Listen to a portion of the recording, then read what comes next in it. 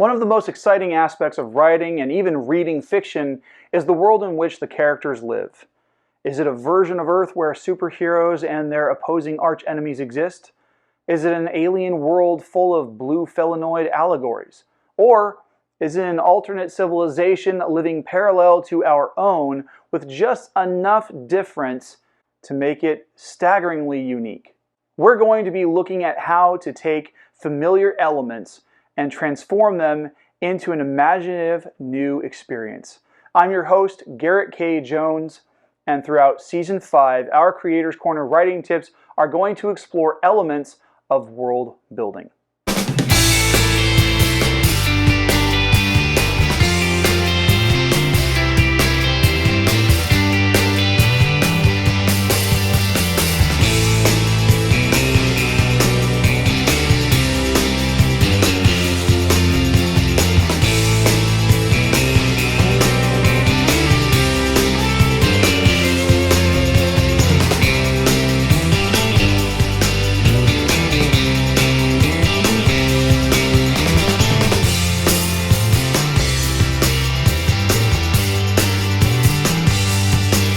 Welcome back to The Right Way. We have a great episode in store for you with this week's content, but before we jump into this first writing tip of the season, there are a couple of announcements that you should be aware of.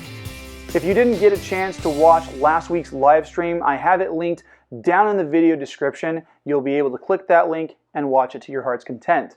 Next week is not only the start of a new month, it's also the launch of my annual support for No Shave November, which is an annual fundraiser and organization that helps raise money for and awareness about the research going into curing cancers that specifically target men.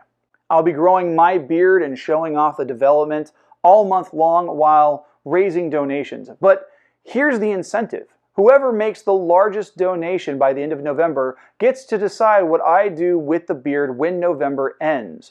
2 years ago, I was challenged to dye it pink. Will it happen again, or will I receive a more ridiculous challenge? Only time will tell, so start making those donations at the link in the video description.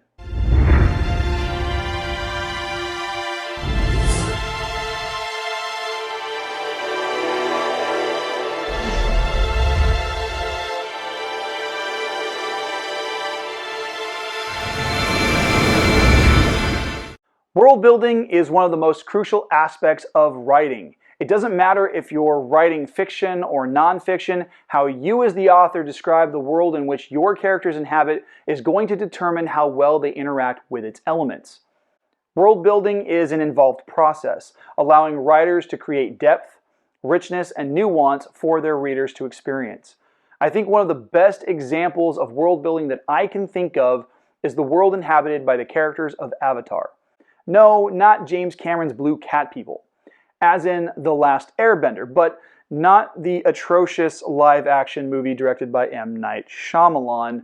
We're talking about the animated series produced by Nickelodeon.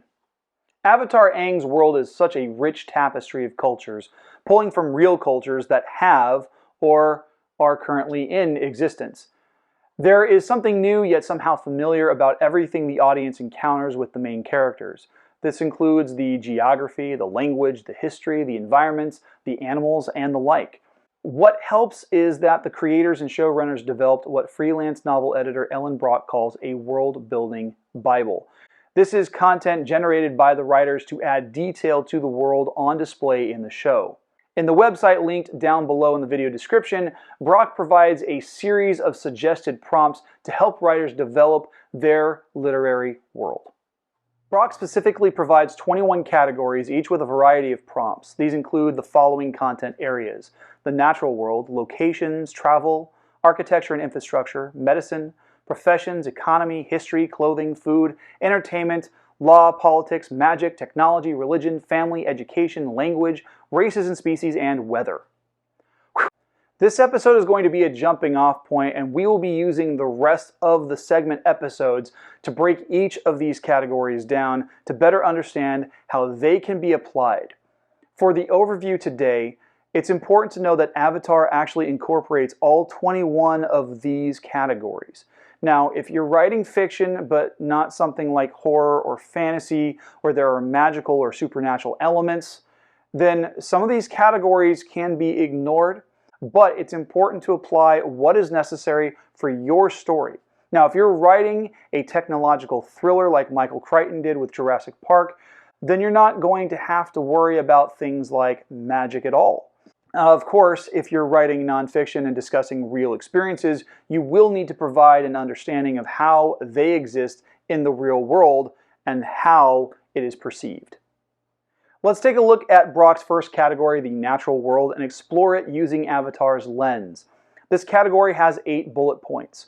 Just like the real world, Avatar has 1 sun, 1 moon, billions of stars in the night sky. There are 4 seasons. There are oceans, other bodies of water, and continents and other naturally occurring land masses. There are common plants like grasses and trees, or the jasmine that Iroh loves in his tea, but there are rare or exotic plants specific to this world, like the panda lily he mistakenly tastes and gets poisoned by. There are common animals like birds, fish, bears, and frogs, but there are also very unique animal entries like moose lions, platypus bears, and sky bison. These are creatures that shouldn't exist in nature, and yet they totally make sense in this world. This is just a sample of what to expect this season. If you'd like to take a look at this world-building Bible, the website is linked down in the video description. I'll be covering more of those categories that Brock listed with recommendations for ways to put your spin on them. So be looking forward to those episodes in the future.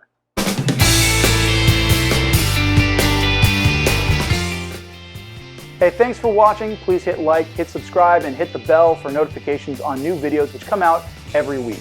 You can support the channel on Patreon and the merch store. Those links can be found down in the video description. Make sure to tune in next week for a new top 10 list and the start of November featuring science fiction author James Fox. See you then.